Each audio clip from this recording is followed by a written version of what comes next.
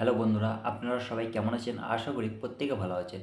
বন্ধুরা, আপনার যদি বয়স ৫৮ বছর বা ৬০ বছর হয়ে থাকে এবং আপনি যদি একজন পুরুষ এবং মহিলা নাগরিক হয়ে থাকেন, তাহলে কিন্তু আপনি ট্রেনের টিকিটে 50% পর্যন্ত ছাড় পেতে পারেন।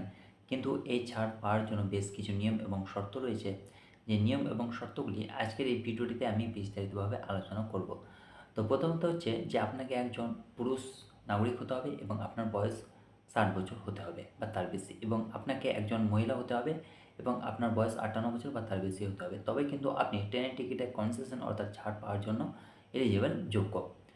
তারপর হচ্ছে যে আপনার বয়সের প্রমাণপত্র থাকতে হবে এবং আপনি যে একজন সিনিয়র সিটিজেন ব্যক্তি তার কিন্তু প্রমাণ আপনাকে দিতে হবে।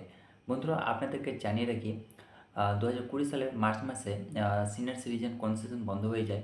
তার আগে সিনিয়র সিটিজেন কনসেশন ভারতীয় রেল প্রোভাইড করতো, কিন্তু ২০২০ সালের মার্চ মাসে করোনার সময় সিনিয়র সিটিজেন কনসেশন বন্ধ হয়ে যায়। তারপর থেকে এখনও অবধি সিনিয়র সিটিজেন কনসেশন ভারতীয় রেল চালু করেনি। কিন্তু বিভিন্ন সংবাদপত্র এবং বিরোধীরা এটি প্রস্তাব রেখেছে সংসদে যে পুনরায় সিনিয়র সিটি কনসেশন চালু করার জন্য। এই নিয়ে ভারতীয় রেল জানিয়েছে যে তাদের রেলের বাজেটে অনেকটাই লস হচ্ছে। সেই কারণে কিন্তু তারা সিনিয়র সিটিজেন কনসেশনটি তুলে নেয় এবং পুনরায় সিনিয়র সিটিজেন কনসেশনটি চালু করতে পারছেন না।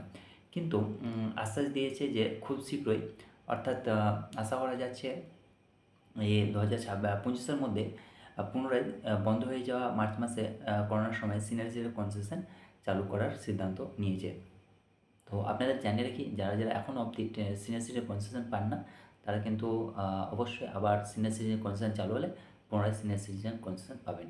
তো আজকের জন্য এইটুকু। ভিডিওটি যদি ভালো লাগে থাকে, ভিডিওটিকে অবশ্যই লাইক করবেন, বন্ধুদের মাঝে শেয়ার করবেন, আর চ্যানেল করবেন অবশ্যই। আর চ্যানেলটিকে অবশ্যই সাবস্ক্রাইব করবেন। ভালো থাকুন, সুস্থ থাকুন, ধন্যবাদ।